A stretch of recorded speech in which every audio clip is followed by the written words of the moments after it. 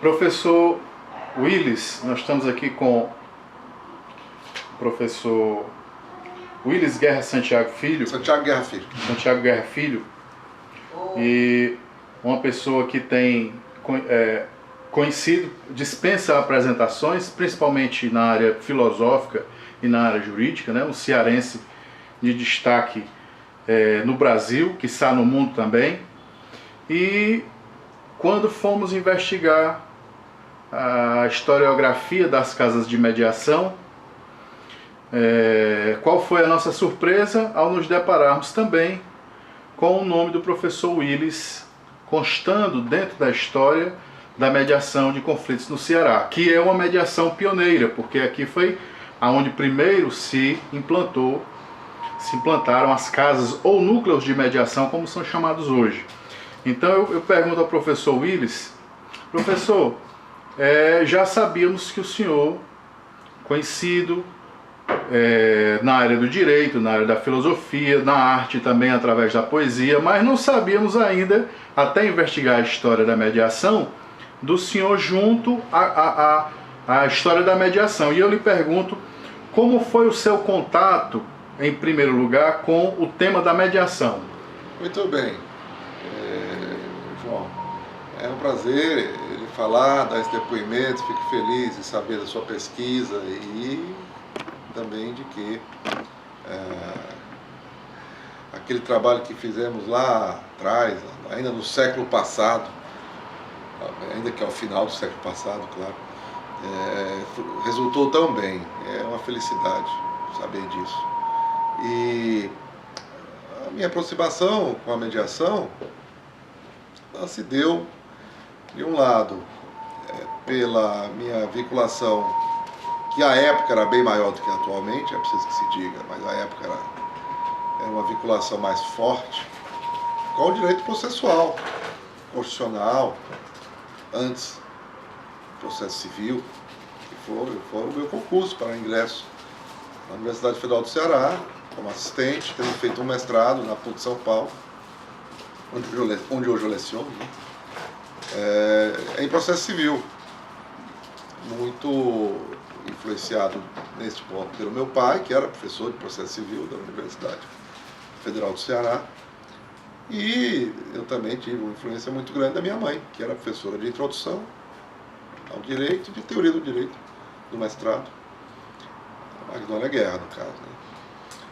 E então, por essa dupla influência, eu diria que cheguei à mediação pelos dois caminhos, porque ela tanto é um modo de resolução de conflitos extrajudicial, portanto, uma alternativa à solução judicial dos conflitos, e, por outro lado, ela tem também uma dimensão filosófica que quem, a meu ver, explorou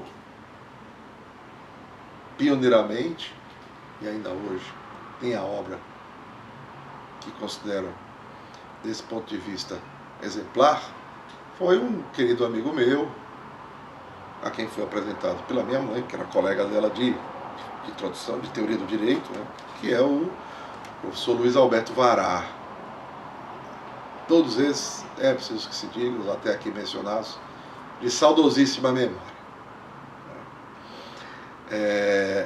E o Vará, então, ele, depois de ter feito um percurso marcante para a teoria do direito no Brasil, oriundo da Argentina, que era, enfim, mais exilado, como foi no Brasil, fez um percurso muito importante, associando a teoria do direito com as tendências contemporâneas, ligadas à semiótica, foi ao cinema, abordou o direito relacionado ao cinema, também pioneiramente, nós estamos falando do século passado, né?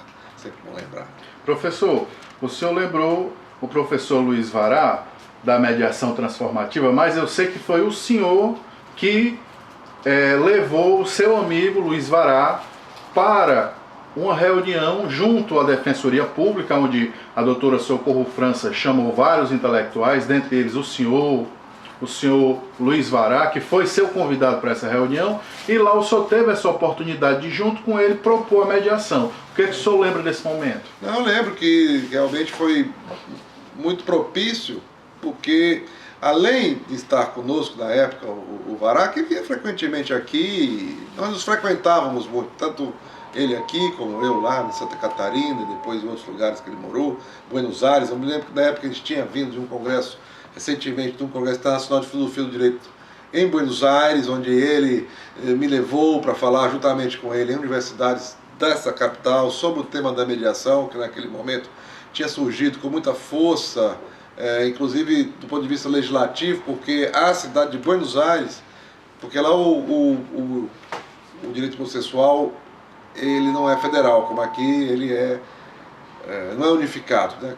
Então a cidade de Buenos Aires é uma província, a província de Buenos Aires ela tem um código de processo próprio, e ela tinha implementado a mediação como uma condição necessária da ação em ações de família, por exemplo. E aceitava que a mediação fosse feita tanto por quem tivesse formação jurídica, como por quem tivesse formação em psicologia. Porém, aquele que tivesse uma dessas duas formações precisava ser também treinado na outra. E essa compreensão de que a mediação não é algo que se faz bem apenas com a formação jurídica, ou às vezes até, infelizmente, a formação jurídica pode vir a ser um empecilho. Então, o Vará com entusiasmo, e nós tínhamos naquele momento aqui também no Ceará, e é meu convite também, é nosso convite, meu, do meu pai, dos meus pais, duas figuras exponenciais do direito processual civil internacional, que eram o meu orientador do doutorado que fiz na Alemanha, Wolfgang Grusk, e um amigo dele, querido amigo dele, grande professor, também na Itália, que era o Francesco Paolo Luiso, professor na Universidade de Florença. E o Grusk, na época, né, professor na Universidade de Bielefeld, onde eu fiz o meu doutorado com ele. E eles estavam aqui para um congresso na SMEC, para um congresso internacional de processo. Então eles sentaram nesta mesa também. Porém, a ideia realmente da mediação comunitária, eu não tenho nenhuma hesitação em registrar, que veio de conversas minhas com o Vará, né? E que nós trouxemos para esta mesa. E a Socorro França e a Vanja Fortnelli, com aquele Socorro, com aquele entusiasmo que lhe é peculiar, a Vanja, também com a sua capacidade de organização, os alunos do mestrado, uma turma minha de alunos do mestrado da UFC, que veio a ser aqueles, eram mais mulheres, eu me lembro. Então quase eu deveria dizer aquelas, para ser democrático, embora a língua nossa não tenha muito compromisso com democracia. Pode ser 10 mulheres e um homem, fica o gênero masculino, como sabemos. Mas a maioria eram mulheres, dentro da Haradia Torres era uma delas. Isso é fácil levantar. Essa turma de alunos, mais alunas do mestrado, que se envolveram nesse trabalho depois, na sua realização, né? Preparando os líderes comunitários para exercer aquilo que nós batizamos de mediação comunitária. E pegou, e ficou, e é assim que até hoje se chama, que eu saiba. Né? E foi muito interessante o que eu pude acompanhar, como de fato surgiram aquelas lideranças espontâneas que assumiram esse papel de fazer a mediação comunitária. Né? Pessoas que traziam o espírito da mediação já em si, e que puderam, com uma pequena ajuda, às vezes até aqueles que foram ajudar terminavam sendo ajudados, né? Porque essa que me parece uma das coisas importantes desse tipo de trabalho. Nós sabemos que temos muito o que aprender com aqueles que também têm o que aprender de nós, de um ponto de vista assim, da nossa cultura mais científica, se quiser, mas que não é necessariamente uma cultura científica que vai favorecer a realização de uma mediação que pressupõe algo que depende da ciência, que antecede a ciência, que de certa forma podemos até dizer que pode vir a ser prejudicado pela ciência, que são os valores humanos, né? Que é a acessibilidade humana, que é, portanto, essa capacidade de, mais do que resolver, dissolver os conflitos que são gerados por um problema de comunicação e que o excesso de informação pode causar ou agravar esse tipo de problema. Não é porque uma pessoa é bem informada que necessariamente ela será alguém menos conflitiva, conflituosa e também alguém mais apta a promover uma solução pacífica de conflitos, uma retomada da capacidade, da possibilidade de convívio, que é aquilo que, a meu ver, se pode obter pela mediação, e ainda mais em comunidades que tem conflitos padrões, digamos assim, típicos a serem resolvidos. E a gente entende que essa comunidade mesma tem capacidade para chegar às soluções mediadas desses conflitos com algum treinamento, com alguma formação que se ofereça, e aqueles, repito, que se envolvem no processo de colaborar com essa formação, estão também obtendo uma formação no contato com pessoas que trazem para a academia, porque são acadêmicos que vão fazer isso, a sua experiência de vida, que falta muitas vezes aos acadêmicos. Professor, esse ponto que o senhor está falando é um ponto interessante, e o senhor acha que nesse sentido a mediação ela tem muito de democracia, ela tem muito de empoderamento comunitário, ela tem muito de uma pedagogia popular nesse sentido? Completamente. É assim que nós a pensamos, o Guevara pensava, a pensou, e eu também. É exatamente essa, né? Quer dizer, a gente, pela mediação, evitar esse paternalismo que termina sendo o modo como você resolve o conflito por terceiros, que se sobrepõe às partes, que impõe soluções, ainda que sejam soluções com respaldo legal, mas aquilo que está previsto nas leis, como sabemos, é muito abstrato. E ainda mais nos princípios de que hoje também, tanto e excessivamente, do meu ponto de vista, se lança a mão. As normas são abstratas e a concretude da vida escapa a estas formas e formas normativas.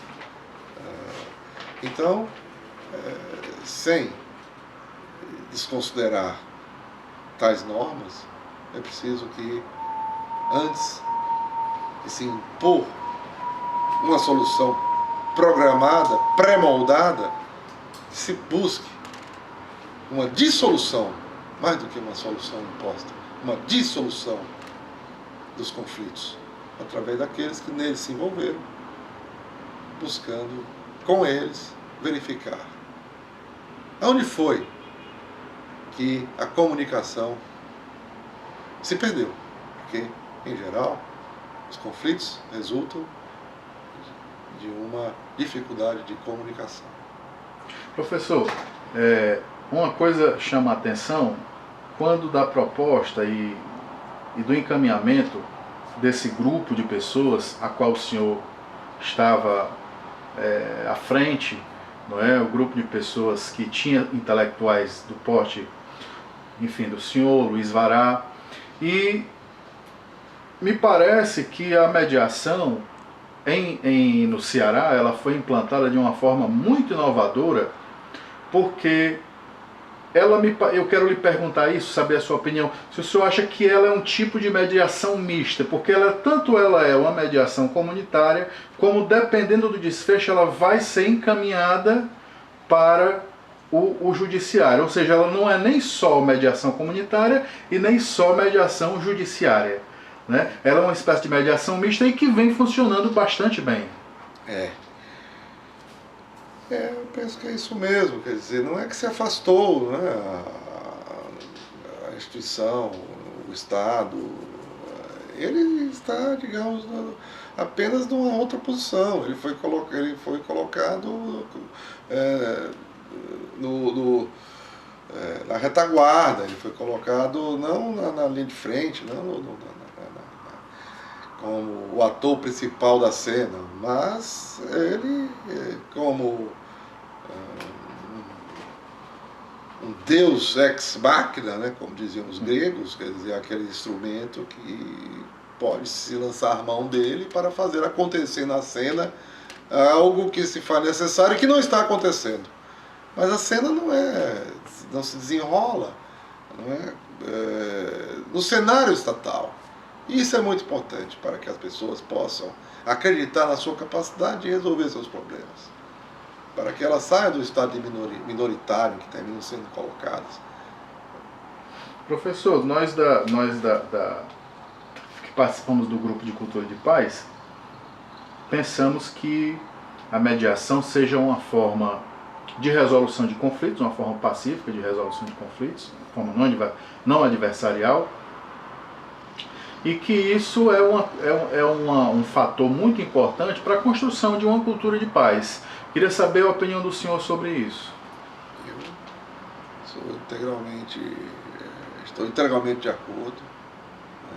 Efetivamente, a cultura de paz, que tanto nos faz falta, né, que tanto é urgente que tenhamos, ela é definitivamente incentivada, quer dizer, dela faz parte, indubitavelmente, esse tipo inovador, essa forma diversa de tratar dos conflitos, que, novamente, tem no horizonte o modo tradicional para resolvê-lo, mas tem presente que esse modo tradicional é não só ineficaz, é não só algo que tem se demonstrado inadequado, incapaz de atingir os objetivos a que se propõe, mas principalmente não é o melhor modo de se manter o vínculo e o laço social.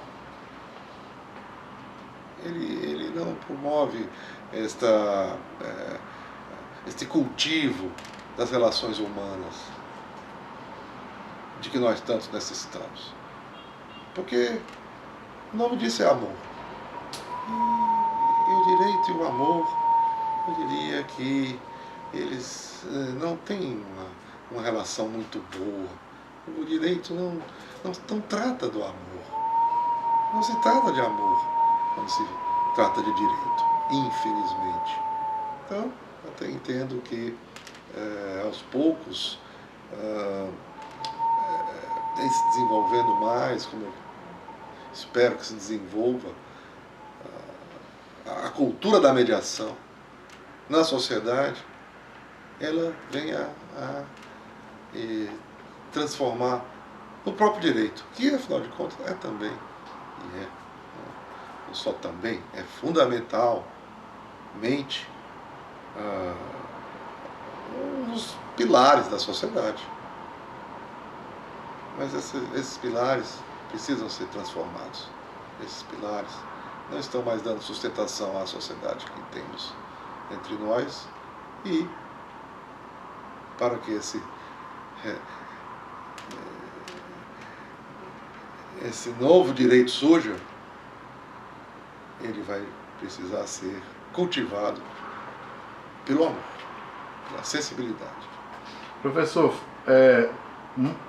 as suas palavras nos tocam, inclusive porque já ouvimos, por incrível que pareça, essa mesma ideia, esse mesmo pensamento de que a mediação é amor, lá dos nossos amigos mediadores, lá da casa do Núcleo de Mediação de Parangaba. Então percebe-se que desde o início qual era realmente o tipo de pensamento que veio a fundar esse trabalho que hoje vem dando muito certo. Mas, professor, nós não poderíamos conversar com o senhor sem perguntar sobre a mediação nos outros países, já que o senhor é um pensador, um intelectual conhecido por ter um domínio de uma visão não só do Brasil, mas como de forma mais extensa do Ocidente, por que não dizer do mundo como um todo. Eu queria lhe perguntar, em termos de mediação, como o senhor está vendo isso no mundo, na Europa e no mundo? Ela tem se alastrado. Agora, há muitas formas diversas de propor a mediação, né? Então tem modelos norte-americanos, por exemplo, o modelo norte-americano, né? Eu não sei se é exatamente nessa linha que nós seríamos contemplados por um modelo que está muito ligado ao regime capitalista, né? É uma forma de mediação que atende ao capitalismo. Nós sabemos que o capitalismo ele afeta de uma maneira muito violenta a convivência humana. Então, uma mediação que não esteja, a meu ver, comprometida com a solidariedade, mais do que com a solução vantajosa e a qualquer custo dos conflitos, não me parece que seja aquela mediação do que estamos falando aqui e que estamos esperando que prospere. Há países, há culturas que trazem isso já da sua ancestralidade. Na verdade, o mundo ocidental de se organizar é que é uma exceção. Embora ele tenha se alastrado pelo mundo todo e por isso dê a impressão de ser o modo mais normal e mais avançado, o que é pior, de organizar a sociedade, ele é absolutamente excepcional naquilo em que promove o individualismo e a disputa e a competição. Não é esse o modo mais comum de se encontrar a sociedade se organizando. Nós temos na África, por exemplo, uma filosofia como a do Ubuntu, que é completamente comunitária. Eu não sou eu sem o outro, eu sou o outro. Quer dizer, é isso de nós entrarmos no que me parece uma forma de alucinação e de loucura mesmo, de nos considerarmos alguém independente, como subsistente em si, e não importa aquilo que sou, com quem eu estou e como eu me relaciono. Isso é algo estranho e contrário ao que é mais comum pelas culturas, pelos países afora. Mesmo aqui na América Andina, nós sabemos que temos summa causae, agora já é inclusive uma norma constitucional no Equador, que é o bem viver, quer dizer, que é a proposta de que se viva compreendendo que a vida de cada um depende da dos outros e não só dos outros humanos, mas também dos outros entes naturais, do cosmos, enfim, né? Quer dizer, essa visão mais cósmica, né? Ela é a visão que deve fornecer o pano de fundo para a realização da mediação que nós precisamos. Uma mediação que, não por acaso, rima com meditação. Quer dizer, seres capazes de se resolver e resolver os seus conflitos por mediação são seres que, de algum modo, são mais meditativos. Professor, quero lhe agradecer. Muito obrigado. Esse é um símbolo do tijolo da construção da cultura de paz. O senhor é um forte tijolo dessa construção. Fico muito feliz. E a gente lhe agradece muito pela sua participação. Muito obrigado. Eu que agradeço e parabenizo. Muito obrigado. Amém. Paz.